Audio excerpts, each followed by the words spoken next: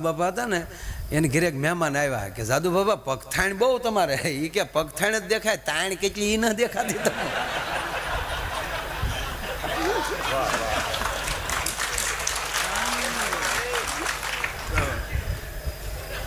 જાદુ બાપા બહુ આમ તરત જ્ઞાની બહુ હતા.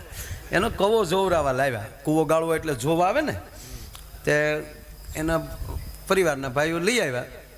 એટલે કીધું કે આજ કવો જોવાવાળા લાવ્યા છે, આપણે દાદા નવો કવો ગળાવો ને. તા કે સારું, જોઈને પછી અહીંયા આવો. અને ઘરનાને કીધું કે લાપસી કરો, કવો જોવાવાળા આવ્યા છે આજ. તે લાપસી કરી. પછી ઓલા વાડિયેલી બધા જોઈને વી આવ્યા. એટલે બાપાએ રહોડામાં જઈને કીધું કે બધાયની લાપસીમાં ઘી, લાપસી પીરસ્યા પછી પીરસજો, અને આ કવો જોવા આવ્યા ને એની તાહળીમાં પહેલાં ઘી હમાઈ નાખી દો અને એની માથે લાપસી નાખી દો, એવી તૈયાર કરીને તાહળી દેજો, અને અમને તાહળીઓ દીધા પછી ઘી પીરસજો. એટલે એવી રીતે જ કર્યું, બધાને તાહળી આપે અને ઘી પીરસણો. આને તો કોરી લાપસી એમણે પડેલી, આ બધાય મળ્યા લાપસી છોડવા. એટલે જાદુ બાપાએ કીધું ઓલા ભાઈને કે ચાલુ કરો. પણ ઓલાને શું થયું, મારી તાહળીમાં ઘી પીરસવાનું ભૂલી ગયા. અરે કે પણ બાપા આમાં ઘી નથી. અરે હોય કાંઈ, મહેમાનની તાળીમાં ઘી ન હોય એવું થોડુંક. ના ના ના ભૂલી ગયા છે. અરે કે બાપા ભૂલી થોડા જાય, હોય જ ને ઘી વગર થોડું. લાવો હોય મારી પાસે, આમ કરીને લાપસી આ રહ્યું અહીંયા. એટલે લે ઘી ન દેખાડું. તક તને 4 આંગળી હેઠે લાપસીને હેઠે ઘી ન દેખાતું, 80 ફૂટ હેઠે પાણી દેખાય છે. ખાઈ લે ને શાંતિથી. હું કામ ગામને કડે સડાવાય. આવા આવા આ નરું સત્ય હાવ એનું. આમ દેવો રાખે દૂત, ઓલા રૂપાળા કાયમ હારે રહે. આ તો ભેળા રાખે ભૂત, કૈલાસ વાળો કાગડા. આમાં ભૂત હોય, પ્લેત હોય. હે આ તો ભોળાનાથ નો મેળો છે. આ કઈ થોડો જેવો તેવો મેળો. ભોળાનાથ જાન લઈને ગયા ને, એટલે પેલા તો દેવોએ આવીને કીધું ભોળાનાથને, કારણ કે એક ઓલો રાક્ષસ હતો ને, એક રાક્ષસ, હવે તમે ગોતી લેજો કયો હતો એ. હાલે પણ થોડું ઘણું તો તમારે ધ્યાન રાખવું જોઈએ ને, અમારે બધું થોડું અહીંયા રખાય. એ રાક્ષસ ને એવું વરદાન હતું, ભોળાનાથ નો છોકરો દાન મારી એકે. એ હું નહીં દઉં, મને નથી અહીંયા લે. એ કયો રાક્ષસ હતો દાદા?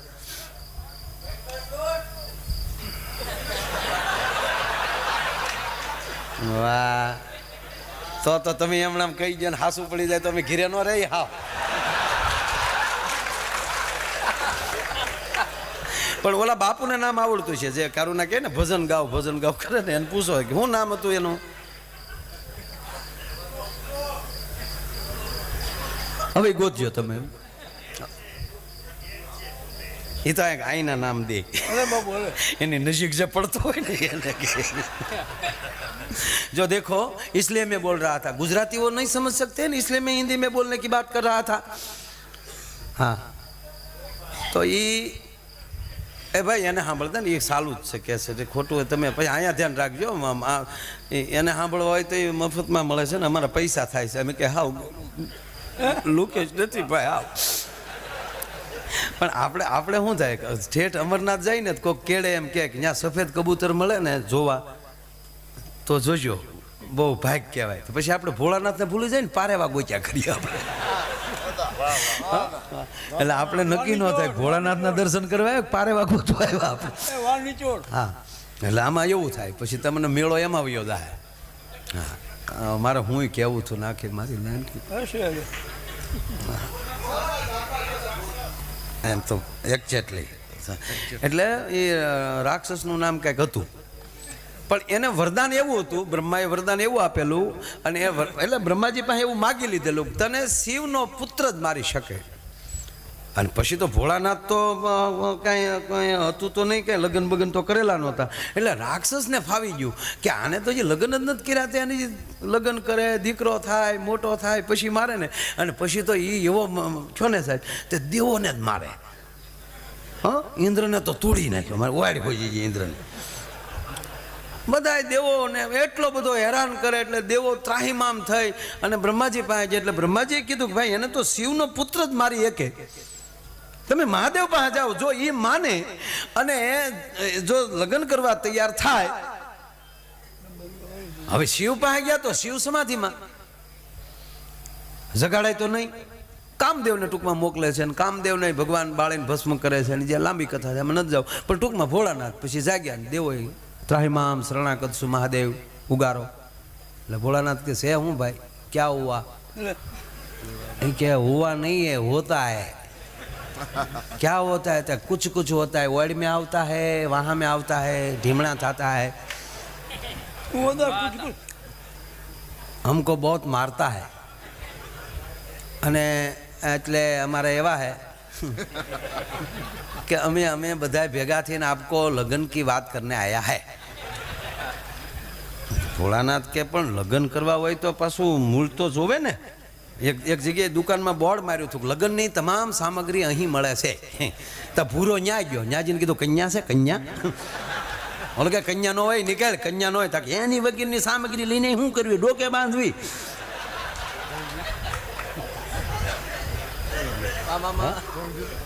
ભૂરો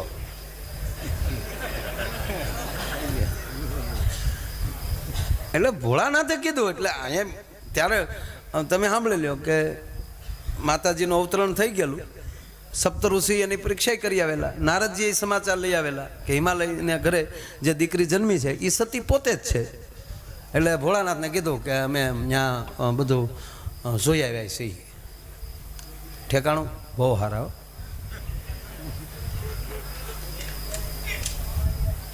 અને દેવોએ જઈને જે હિમાલયને ઘેરે જે વખાણ કર્યા, હિમાલયના ઘરના મેનાવતી કહો હો દેવાથી દેવ છે, દેવોના તમારા દેવ છે? કે હા બહુ મોટું નામ છે, વિસ્તાર બહુ મોટો. હા એની ઘેરે તમારે દીકરી જાય એટલે કાંઈ ઘટે જ નહીં. હા એટલે ભગવાન શિવને દેવોએ કીધું. આ એ મહાદેવ બધું જાણતા જ હોય ને, પણ આ બધી લીલા કરે એવી. એટલે ભોળાનાથે કીધું તો પણ્યી તિથિ તારીખ ને બધું, તારીખ તો નહોતી તે તિથિ નક્કી થઈ ગઈ. દેવો વૈયા ગયા, કાશ આપણું કામ થઈ ગયું. પછી ભગવાન શિવના ગણ આવ્યા બધા, શ્રીંગીન ભીંગીન ધ્રીંગીન, બે જ નામ આવડે પછી જે હોય તમ તારે બોલવાની સૂટ. અહીં બધા આવીને નંદીન. ભોળાનાથને કે હું હા પાડી ગયો ભળદીન. કે કેમ ઘરમાં છે કાંઈ? ભભૂતિના ઢીગલા સિવાય યારુડા આટા મારી સિવાય છે કાંઈ? ભોળો કે નથી. એટલે તો કીધું કે હા કરી નાખો. હોય એને ઉપાધિ ને નથી એને શું ઉપાધિ કરવાની હોય? કે પણ કાંઈક આપણા હગા વાલા કાકા કુટુંબ મોહાળ કાંઈ છે? કાંઈ છે જ નહીં ને. આપણે છે જ નહીં. કોકના કાકા બાપા મરી ગયા એ બધા મહાણમાં છે કે નહીં? ભૂતમાં બોલાવો બધાને. હા ભૂતનાથે કીધું ભાઈ બધા તરત ફટાફટ મેસેજ મળ્યા જવા, ફોન મળ્યા કરવા વેગળ જેવા. મહાદેવની જાનમાં બધાને આવવાનું છે. ને હવે તમે સાંભળી લો કે તમે જેટલા નાના માણસને તમે જાનમાં આવવાનું કહો ને એને પોરાના પણ હમણાં તો નવી સોણી હિવડાવવાની છે એ કે જાનમાં જવાનું છે. અને ભૂતળા ત્યાર થયા ભાઈ. દેવો આવ્યા બધા. પણ દેવોને શું થયું કે આ જાનમાં ભેગા રહી એટલે ભોળાનાથને ઓલા વરરાજાને તૈયાર તો કરવો હતો. એ કે આપણે ઇન્દ્રનો મુંગટ લઈ આવીએ. ભોળાનાથ કહે ભાઈ કોકના જોડામાં આપણે આ પગ નાખવાનો થતો નથી. આપણી પાસે જે હોય એ બધો પ્રોગ્રામ કરો. એટલે જટાનો મુંગટ બનાવ્યો. મણિધર હતો અને અહીંયા ટાંગ્યો. તેદુને આપણે બત્તી કરીએ બધાને વરરાજામાં. એ તમને કહો અલગ અલગ ઓલી હોનેરી આવે ને ઓલી એરુડી, એ હોનેરિયું તો તમને કહું કાંડે બાંધ્યો. હા ને પોઠિયાની માથે ઊભા ત્રિશુલ, જે ત્રિશુલ હતું ને એટલું પોઠિયામાં ખૂતી ગયો. હું હલે નહીં હમણાં. અને અવળા હું બેઠા. અવળા જ્યાં ભગવાન ભોળાનાથ બેઠા માણા. કારણ કે શિવ છે ને એને તમારે જીવને શિવ સુધી પહોંચવું હોય તો છે આટી મારીને જવું પડે. હવે આ પોઠિયો આમ હાલ્યો જાય નંદી હમણાં, અને આખી જાન મોર હાલી જાય. અને ભોળાનાથ અવળા બેઠા. ભૂતળિયું ગીત ગાયો કે વીરા મારા જાગા માગા. ભોળાનાથ કે ક્યા બાત હૈ ધુડકી. એ ધૂળમાળ ઓળતી હતી. ઓલી ભૂતળી હતી એનું નામ ધુડકી હતું. એવી જાન હાલે. દેવતાઓ ક્યાં એને બહુ કરેલા. કોઈ હારા માણા નહીં. હવે એને હારે હોય એ કરાય ને. એને થોડું કાકા કુટુંબ છે ભાઈ. તે દેવતાઓ આગળ વૈયા જાય કે નકામાં ભોઠા પડીશું. જ્યાં તમને આમ જો વિષ્ણુ પગ્યા ને, વિષ્ણુ નામ આમ જ્યાં ઉતર્યા ત્યાં તો ગામ રાજી ચૂક. ઓહો કેવો રૂડો વરરાજો. કે ભાઈ વરરાજો હું નથી, આ બાય હારે છે લક્ષ્મી તમને દેખાતી, આ મારા વાઈફ છે લક્ષ્મેશ, મારા આ લક્ષ્મીજી મારા પત્ની છે. તા તો ઇન્દ્ર સફેદ હાથેલીનો. ઓહો તો આ વરરાજો હશે જ. અને ઘરે આવજો ભાઈ હારે છે. હવે હારા હારા ઉતારા લઈ લીધા. બ્રહ્મા સરસ્વતી બધા પોતપોતાના ઉતાર પગી ગયા. એ કે પણ વરરાજો એ વાહે છે. તે ગામને એમ છું કે જેના જાનૈયા આવા રૂડાય છે તો વરરાજો કેટલો રૂપાળો હોય છે. ઓલા કે આવે ત્યારે જોઈજો ને, આવી જાય પછી જોઈજો. વરરાજો જોવા કોઈ ખોટી થાવ તો કહેજો ને. આ પહેલી વાર કહું છું આ વાત. જામ ભગવાન મહાદેવ આવ્યા એટલે ઓલા ગણ હતા ને એણે કીધું કે હવે ગામ આવી ગયો, હવે આમ સીધા બેહો, ભૂંડા લાગો. એ કે નંદી કો રિવેજ ચલાવો. આમ મારા સીધા મોઢા હે ને હમ નહીં ફરેંગે. જાણે કેમ નંદી કોહે હાલતો હોય. પણ જે જાનની રાહ જોઈને ઊભા થાય ને એ એટલું જ બોલ્યા, એ આ લે આ લે આવે ને તો ભોખ દિન પડી ગયો હોય. કારણ કે ભૂતળા એવા, કોકને અહીંયા હિંગડા ને કોકને અહીંયા આખ્યું ને એવા ગીત ગાતા જાય. હો જો જો જો જો જો જો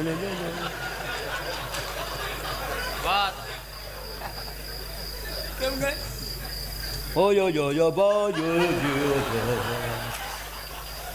ભોળાનાથ કે આમ થોડોક જીતાણીને ગાઓ, ભોળાનાથને મજા આવે. સમજ્યા? જેટલા મોટા હોય ને એ બધા પાછા ટીખળી બહુ હોય. હા, આપણે દાખલા કે આપણે પૃથ્વી ઉપરના મોટા ગાંધી બાપુ એટલે આપણે બહુ મોટા કહેવાય ને, એ કે જેમ તેમ ટીખળી હતા. ગાંધી બાપુ ને વલ્લભભાઈ ને બીજા 2-3 જણા એ બેઠેલા.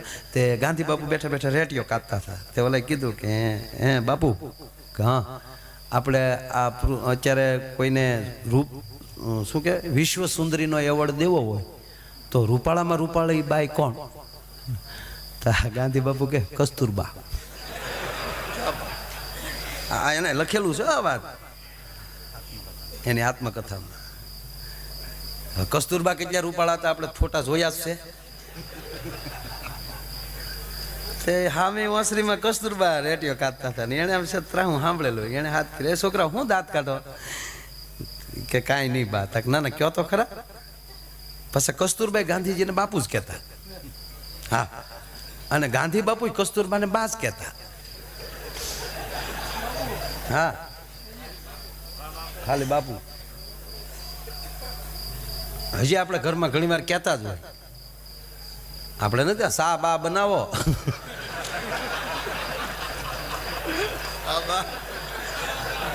વળી ઓલા હામાં કે તાપ બાપ કરો.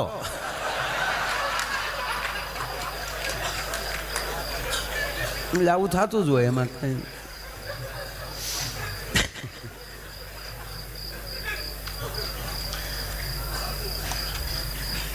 એટલે કસ્તુરબાઈ પૂછ્યું કે શું થયું? કે કાંઈ નહીં બા, અમારા બાપુને અમે પૂછ્યું કે અત્યારે રૂપાળું કોણ સારું, બહુ રૂપાળું કોણ? તત કસ્તુરબાઈ રેટીઓ બંધ કરીને કે કોનું કીધું? બાપુએ કોનું નામ દીધું? કે એણે તમારું કીધું. તા કસ્તુરબા કે ગાંધી બાપુ કોઈ દી ખોટું ન બોલે.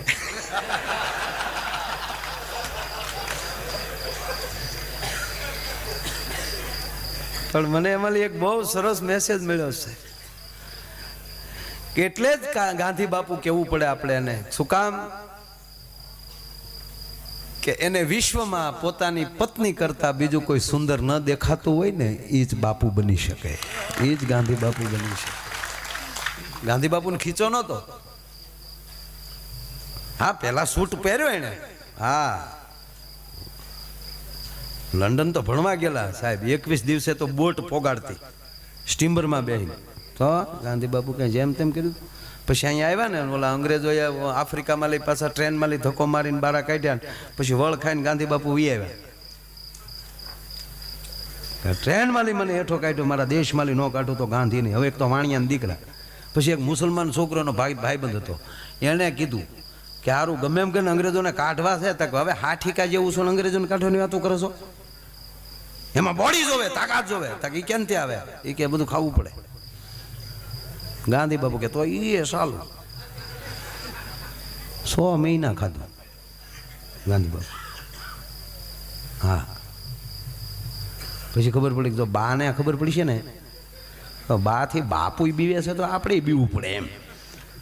અને એના બહુ નાની ઉંમરમાં જો કે બાનું અવસાન, એ ભણતા હતા ત્યારે બાનું તો અવસાન થઈ ગયેલું, લંડન હતા ત્યારે. અને એના પિતાનું અવસાન અહીંયા આવ્યા પછી, ત્યારે તો એના લગ્ન થઈ ગયેલા ગાંધી બાપુને. 16 વર્ષની ઉંમરે ગાંધી બાપુને લગ્ન થઈ ગયા. અને પછી બહાર ભણવા ગયા લંડન, ત્યારે એક દીકરાનો જન્મથી અવસાન થઈ ગયેલું. હા, બહુ પીડામાં લઈ બહાર નીકળેલા છે માણસ. એટલે મોટા માણસ ટીખળી હોય ટૂંકમાં. એટલે ભોળોનાથ જગત આખાનો બાપ છે, થોડુંક તો એ ટીખળી કરતા જ હોય ને. અને જ્યાં એના હા હું હજી આવવાની તૈયારી ને અહીંયા જોયું ને તો બધે આમ જો સભા આખી ભખો ભેગ પડી ગયેલી. સ્વાગત સમિતિ આ બધા રાજીનામા દઈ દીધેલો. અને 2-3 જણાએ જઈને કીધું કે ક્યાં દીકરી દીધી. એને હા હું એ જોયું, બેભાનથી પડી ગયા. પછી રડ્યા બહુ. સીતાજીને ખોળામાં લઈને બેઠા છે, બેટા હું તને ખોળામાં લઈ અગ્નિકુંડમાં પડી જાઉં, પણ તને આવા વર સાથે ન વરાવું. તને બથમાં લઈને હું પહાડ ઉપર પડી જાઉં.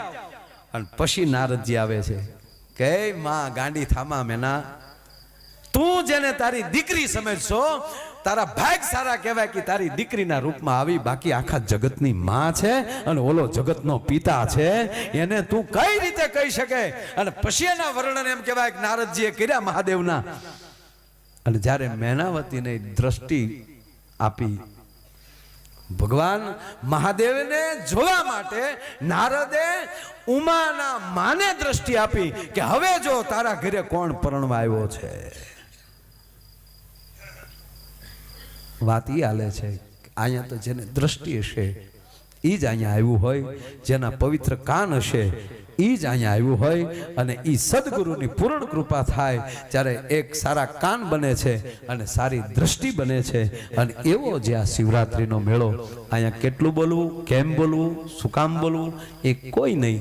બસ ખાલી આપણો અવાજ આ ગિરનારની તળેટીમાં ફરતો થઈ જાય અને એવા આવા મહાપુરુષોના એવા પવિત્ર કાનમાં શબ્દ પહોંચે તોય આપણો એમ કહેવાય કે ફેરો સફળ થઈ જાય.